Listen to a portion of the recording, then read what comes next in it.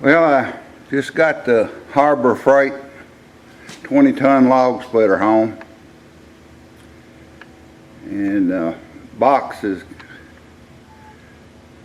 61594 SKU number. The crate's kind of in bad shape. Hopefully nothing inside's hurt. That's this corner. Looks like the bottom's coming out down there. They could have taken that money for that fancy label, put it into a little bit more wood for the packaging.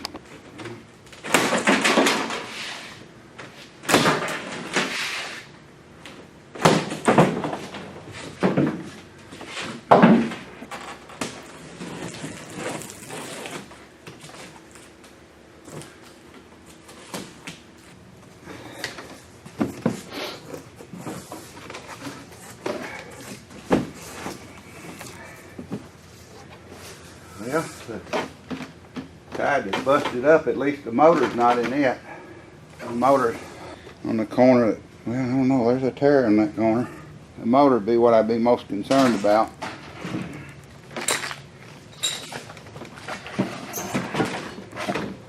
I'll take all the parts out. Ah, look at that. Tapered bearing, just like an automobile. I like that. Well, I'll get all the parts out. The motor's in this corner, and then behind that tear right there is wood, so that's good. Yep, that's good. And it looks like it's okay. So one fellow where he said this thing broke on his. It was sitting in there, it wasn't bolted down.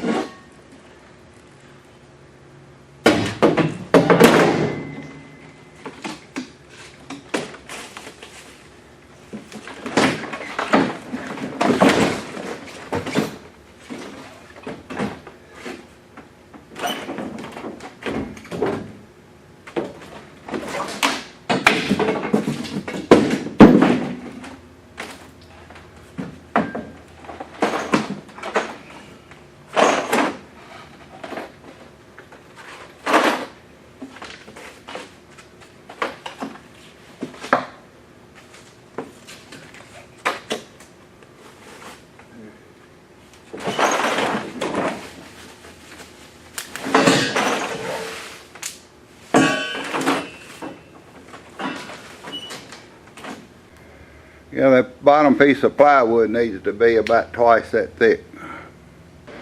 The wife helped me set that off the truck. She didn't want to be videoed, so there's no video of that. No more than it weighed. That manual jib crane did just fine.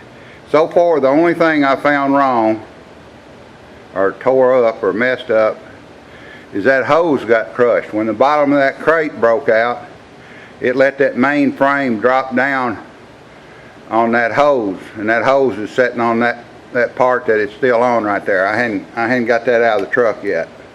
It don't weigh very much. It's the axle and the tank and I guess some of the framework.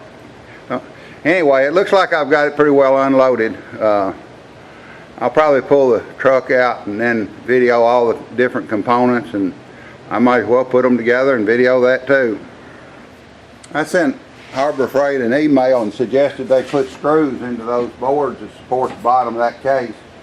I don't know that the bottom of the shipping container needs to be any thicker, but I got another idea too, is to take a strap or something and strap this back here in case the bottom does fall out, and then that main frame falls down on that hose won't be under it. So that don't happen to somebody else. That wouldn't cost them hardly anything except just a few minutes to strap that back or tape it back up against this thing.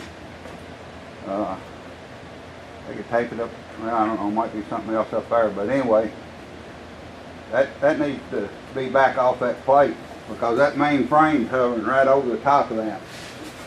And when that end of when the end of that crate broke, because the support had come off. The support doesn't have any screws. It's got these stupid little staples in it. If it had screws, that support under there probably wouldn't have come out off of it. The support come off on both ends. Only the one in the middle made it. Okay, there's the contents of what was in the shipping crate, and as best I can tell, everything's in good shape except for that tube. The next thing now, other than straightening that tube up, is to take that manual right there and go read up on how to put it together. Well, I took a look at the instructions, and they appear to be very good instructions. American English that you can understand, not Chinese English or something. The instructions, I think, were very good, so I'd say just follow your instructions putting it together. And I doubt that I used the tongue. I'm not planning to hook to a ball. Well, maybe I spoke just a wee bit too soon. Instruction says use bolt 15, and then it has everything numbered, 42, 5, whatever. Well, there aren't any numbers on this. They're sizes. So I'm just going to have to guess at it. I'm sure it'll work out, but so much for me bragging on the instructions. Situation normal. Okay, there's the first item assembled. I picked a bolt that was all by itself.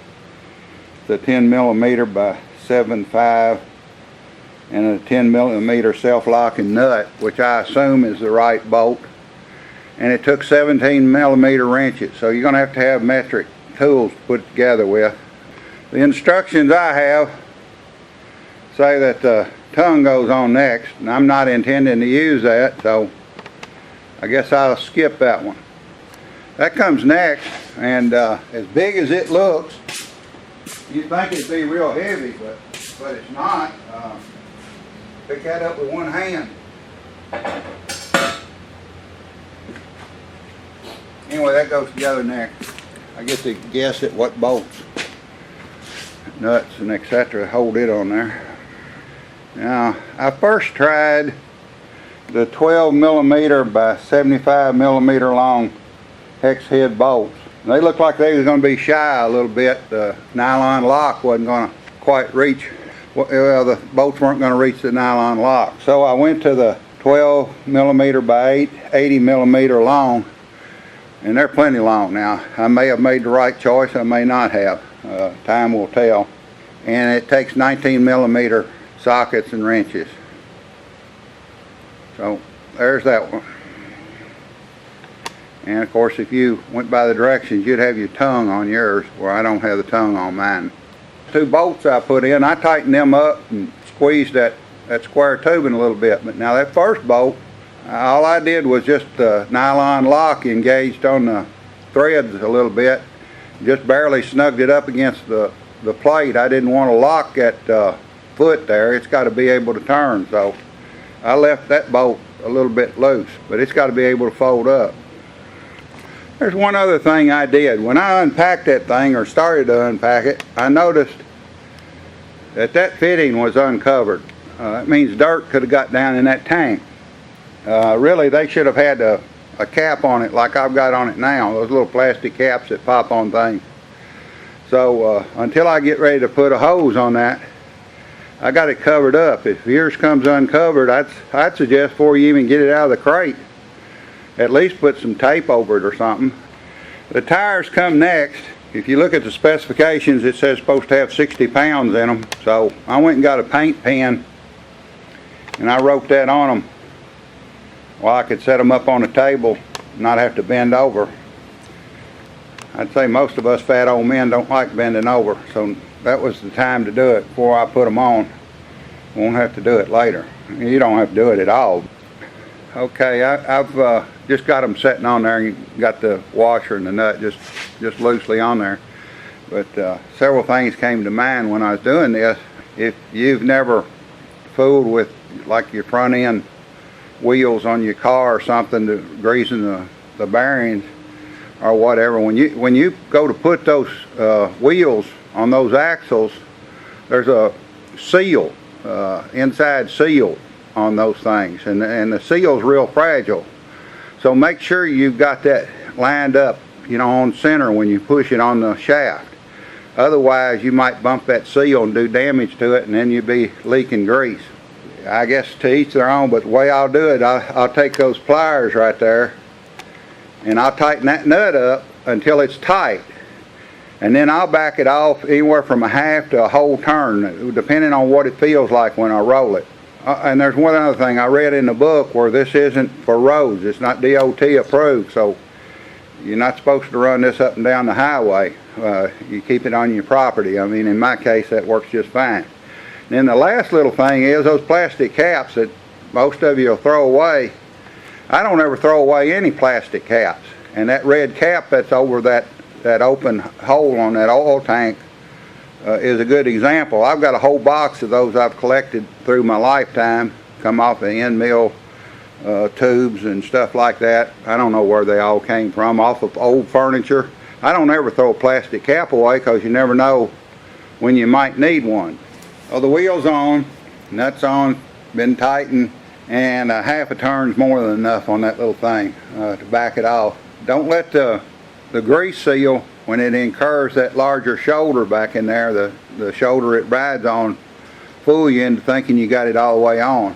Make sure it's all the way on. The nuts will be essentially most of the way on. You slip your cotter pin in, split it, bend it over, and then take a rubber hammer and knock your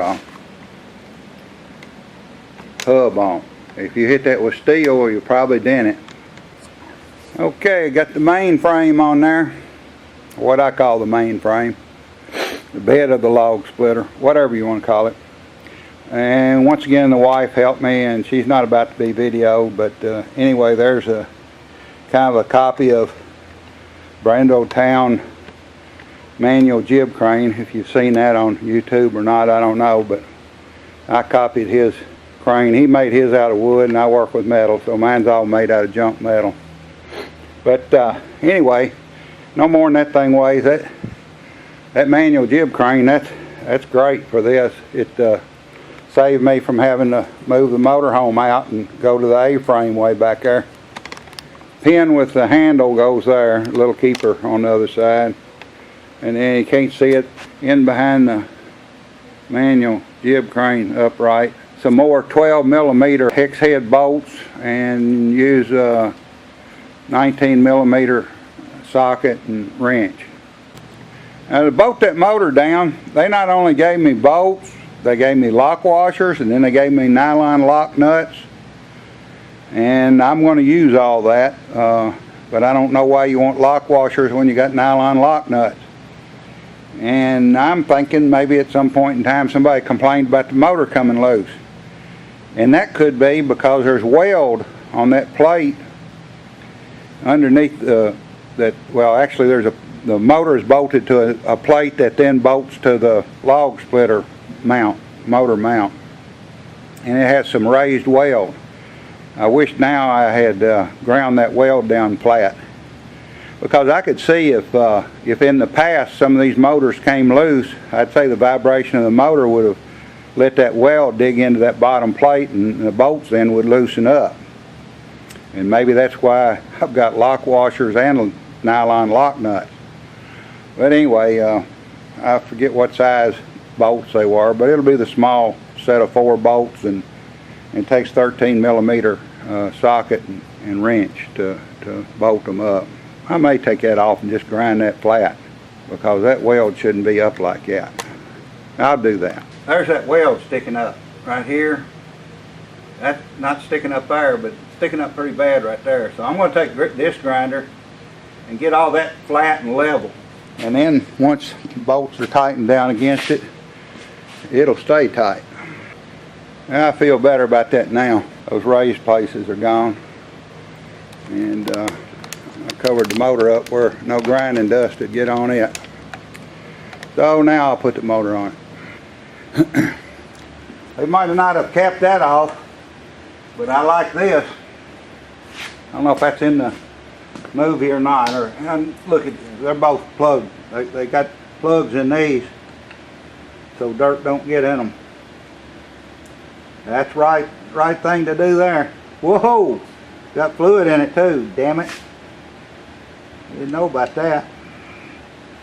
Well, and I need an O-ring, it said.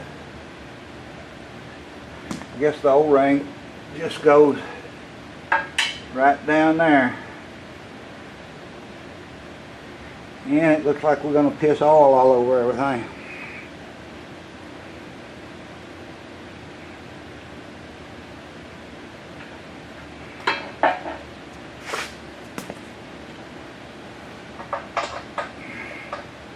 I guess you know to always start fitting by hand.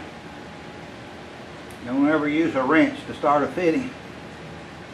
That is, unless you want to cross thread. That was supposed to have been done on the previous step. And I'll go get a wrench, tighten that up. How much of that got on camera, I don't know. There's another thing I need to point out. They don't really specify how the nuts go that bolt the motor on, so I just followed exactly what they did when they bolted the motor via some rubber vibrating insulator mounts. They used the bolt underneath coming up through, and then the lock washer, and then the nylon lock nut. So I just followed what they did. The instructions really don't even show the lock washer or the nut. Or if they did, I didn't see it. They tell you right there, the oil tank. I still don't know if I'm going to use that hose or ask them for a new one. I worked on it a little bit, but I never did get really round. Nothing like getting a little hydraulic fluid on your camcorder. I got a shiny looking camcorder in places where that fluid is. I'm going to save that little plastic plug that came out of there, or out of both of those hoses. I'm going to save them just in case I ever have to take this apart from some reason or another. I'll have them to go in there to keep dirt out of those hoses. The O-rings just set in that little recess there, and I noticed inside that plastic cap there's some O-ring stuck in it. So I guess if these O-rings ever went bad, you save them plastic caps, you might could go get one of those O-rings out of the plastic cap as kind of a backup O-ring. There you can see that O-ring kind of popped out of that cap. That hose had hydraulic fluid in it too, so it won't be a surprise to you, but it was a surprise for me. Well, I worked on that hose a little bit more and got about as round as I'm going to get it, and it looks like it's going to go on and be alright. Now while I've been putting this thing together, cold front's moved in, so even if I get it together today, I don't guess I'll be using it. Well, you got to run it. I think it says you got to run it 3 hours just at half idle. You got to put oil in it and fill it up with gas and run one tank of gas out just with it sitting and running, not doing any work for one gas can, or 3 hours. And then I forget how many fill-ups you can do before you got to change oil. It's not very many. Anyway, you get that oil out. That's the break-in oil. It'll all be in your instructions. Put the beds on. I forgot to spread the cotter pin. Cotter pin's got to be spread. Can't see it. It's under behind that. Now all I got to do is make something to go between here and there. That's no big deal. Next I'll put the hydraulic fluid in it. Amongst all my good junk, I found this big old U-bolt. Doesn't quite fit the pre-existing holes. For some reason or other, there's another hole right here. Well, actually, 3 holes down through here. The hitch was bolted to these two, and the chain was bolted to that one. So I could go to the press and do a little bending, get that to go through those holes, and have a handle. And use that to bolt the hitch on. There's my setup. I found an old 1-2-3 block. I've got other 1-2-3 blocks. Somehow or another it's made it out here to the press tool, so I doubt it's very precision anymore anyway. So I radiused the corners of it. It fit right down inside that U-bolt. That vise is just to keep it from tilting over when I put applied pressure to it. And now I've got me a nice handle. I'll probably weld a washer on each side, and then whatever I build that that goes on the bottom that hooks to the lawnmower will bolt on here, so that'll just be a handle and hold everything together. I wish you'd look at that. I mean, first try. I got me a nice handle right there.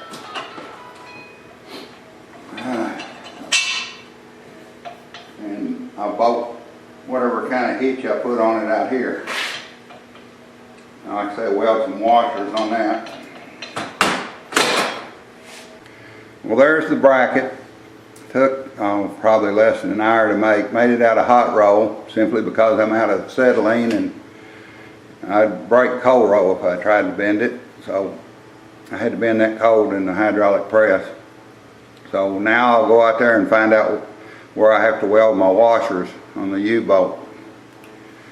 And I made, like I said, out of 1/4 inch. I think that's going to be thick enough. If not, I can always put reinforcement brackets on it or weld some fillets in or something. Well, there it is. It seems plenty rigid, but being obsessive compulsive, I'll probably put a brace in here and in here. Now, there's a extra bonus feature to a hookup like this. Is you can, oh shit, that's hot. You can pull up on it like that and then tuck your foot back up underneath the log splitter. Where on a ball you couldn't have it locked. Of course, I've got this already pinned. But anyway, it's just perfect for picking up and being able to flip the foot back up underneath it. I kind of like that. I purposely made it a hair long just to raise the front, thinking I could flip the foot back, but it wasn't enough. But anyway, I think it turned out pretty good. So that's my first modification. Second modification is going to be on this side. I'm going to bolt probably a piece of angle iron to the side of that, put a plate on it to protect that motor, because I've watched several YouTube videos. It's probably an earlier model, they're blue, where big chunks of wood bounce off the gas tank. And I don't want that. I want to protect my engine. So that'll be the only other modifications I make. Well, I went on and braced my hitch assembly.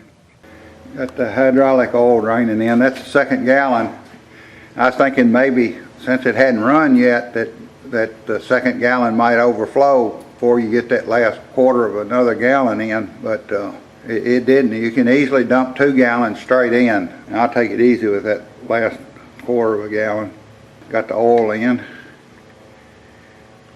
letting that funnel drain. Good to the last drop, you know, just like Maxwell House. 1/2 quart or 1 pint slightly overfills the motor. When you go to pour your oil in it, you might want to stop short of the full 1 pint. It won't fit. Well, I took a tiny bit of oil out, and I do mean a tiny bit, to get the oil level where it belongs. And this off-on switch was floating free out here mid-air, but there's a hole that it pops back in. I guess they just forgot to stick it in there. And I got to looking at all the dust and everything. I've already wiped it off, but all the dust and everything that was on the motor, and thinking of the dust that'd go down in that open hole over there into the tank, because they didn't cover it. They really need to cover that tank hole. Unlike the motor where you try to put in it what it says and it overflows, the ISO 32 hydraulic oil, it says 2 1/4 gallons, and it'll take that without spilling over. Not much room left in the tank for anything else, but it took what it said it would take. Oh yeah, and I borrowed my wife's 2-cup measuring cup. Don't anybody tell her. She wouldn't be too pleased with that if she knew it's been measuring out hydraulic oil. Well, filled up the gas tank. It's already turned on. It's already at 1/3. Choke's on. And let's see what happens. How many pulls it takes. I kid you not. That's first time.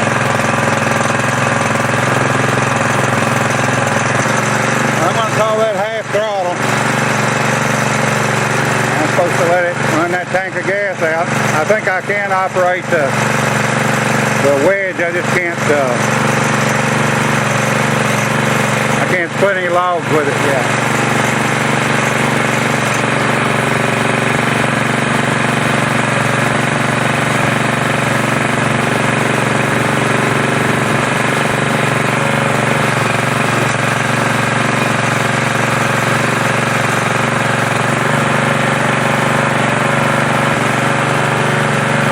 Well, I'm going to have to lower my handle.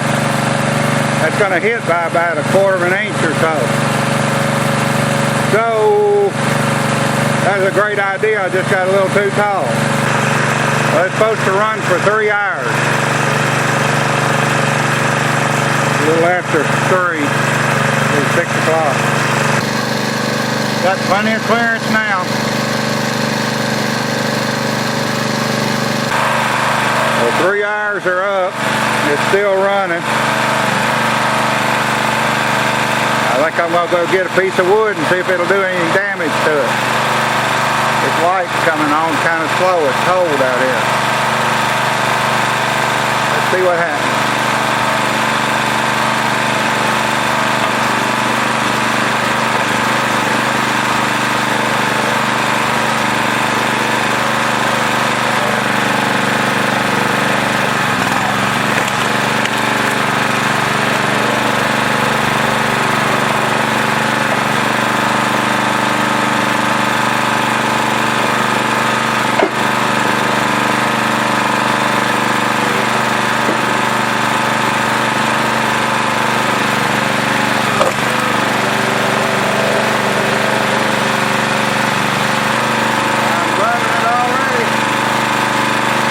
Well, it ran over 3 hours. It ran 3 hours and 10 minutes anyway. And we know it splits wood. Tomorrow I'll make that guard for the motor, and then I'll go really split some wood with it. There's the bracket that's going to hold the motor guard plate. And for the ones of you that don't know, if you're going to do this yourself, you want a step drill. The first thing I did was I drilled that angle iron 3/16. And then I used that as a guide so the drill bit would be square.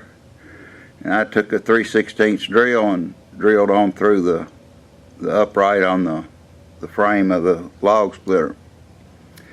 Now I've drilled it out to 5/16, which is my tap drill size for a 3/8/16 screw. So I'm going to take the hand drill and I'll go through there with the 5/16 drill. One other thing you can do on that first drill, you can cut the web down on the drill bit. Go on YouTube. Somebody's probably got reducing the web on a drill bit. Anyway, it makes it a whole lot easier to poke that hole through there. One more comment. This is somewhat obvious, but I'm going to mention it anyway. By using the angle iron as a drill jig, not only does it keep the drill bit straight, because I drill the hole in the angle iron in the drill press, so the hole's straight through the angle iron. But it also automatically makes sure that your holes line up. Now I'll go next in there and I'll drill those holes out to 3/8, and I could use those as a tapping guide to keep the tap straight, but I happen to have a little block made up for that. But take a countersink and countersink your holes before you tap. It's been amazing to me in my 40 some odd years in the trade how many people don't know that. I mean, people in the trade will sometimes countersink after they've tapped. You always countersink before you tap. I don't know of a single exception to that. Okay, the two modifications are done with. The hitch for the Dixon mower and the motor guard. And I think I said something about I'd been machining for a little over 40 years. I did the math. Hell, I've been machining for a little over 51 years. That doesn't count what I did before that. But anyway, enough said. I'm done with it. This is the prettiest it'll ever look. This is before it gets all scratched up and dinged up and